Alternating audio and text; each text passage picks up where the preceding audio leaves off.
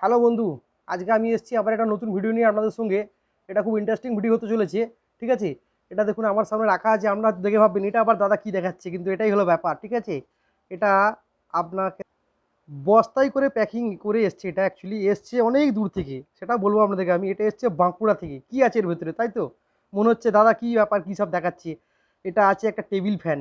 এটা বাঁকুড়ায় ছিল আজ থেকে 20 বছর আগেকার ফ্যান। সেই ফ্যানটা খুলবো, আমি আপনাদেরকে দেখাবো কি আছে না আছে ডিটেলস। থাকুন আমার সঙ্গে। আচ্ছা দেখুন, এটা আমি বস্তা থেকে বার করে ফেলেছি। আপনারা হয়তো ভাবছেন দাদা বলছে 20 বছর আগেকার। এটা 20 বছর আগেকারই সত্যি বন্ধু, ফ্যানটা আছে। তখন আমি অনেক ছোট ছিলাম। ঠিক আছে, এই ফ্যানটা বাঁকুড়ায় ছিল। ঠিক আছে, ওখান থেকে এসছে। দেখুন বস্তায় প্যাকিং করার মানে হচ্ছে এরকমভাবে তো আনা যাবে না। এই ব্লেডটা আছে, এই জালিগুলো আছে।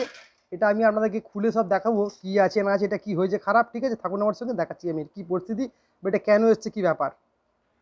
আচ্ছা বন্ধু, এটা আমি খুলেছি। এখন দেখুন, এটা সব কিছু করে এটাকে পার্ট সব আলাদা পেয়ার পাশে কিন্তু সব রেখে দিয়েছি খুলে। এখন আমি এর কয়েলটা টেস্ট করব কি আছে না আছে। এটা আপনারা দেখলে ভাববেন হয়তো দাদা ভুলভাল বলছে কিছু। এটা সত্যি করেই 20 বছর পুরনো ফ্যান। এটা আমার কাছে দেখুন, এখন কারেন্টের নিয়ে তো সবাই করতে পারি আমরা জানি। আপনাদেরকে আমি কারেন্ট ছাড়াও যে কাজ করা যায় সেটাই দেখাচ্ছি। দেখুন এটা আছে আমার কাছে একটা ব্যাটারি টেস্টার। এ দেখুন, কোয়ান্টিটি ব্যাটারি টেস্টার। আমি এটাই এখন আপনাদেরকে দেখাবো টেস্ট করে। ঠিক আছে, যে কারেন্ট ছাড়াও কাজ করা যায়। এ দেখুন, এটার কয়েলটা খারাপ, মানে এর কোনো কন্টিনিউটি নেই।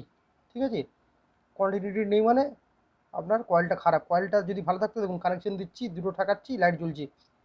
এটা কয়েল নষ্ট হয়ে গেছে। আমি এটাকে কয়েল বানিয়ে যখন আবার এটাকে ফিটিং করব, বাকি ভিডিওটা আপনাকে আমি তখন সব দেখাবো ডিটেলসে, এটা কি হলো না হলো। এটার কি করে কি বানালাম। আমি এখন পুরো ফ্যানটা খুলে এ করে ফেলবো, আলাদা করে ফেলবো সব কিছু। ফ্যানটাকে আমি আরও বাকি যেটা খোলা বাকি ছিল পুরোটাই খুলে ফেলেছি এখন। ঠিক আছে, এর কয়েলটা পুরো খুলে দিয়েছি, খারাপ হয়ে গেছে। এর স্প্যান্ডেলটাও খারাপ হয়ে গেছে, স্প্যান্ডেলটাও নতুন লাগবে। ঠিক আছে, স্প্যান্ডেল নতুন লাগলে বুশও চেঞ্জ হবে। কেন, স্প্যান্ডেল নতুনের সঙ্গে বুশগুলো নতুন দিতে হয়, নাহলে পরে আবার খারাপ হয়ে যাবে।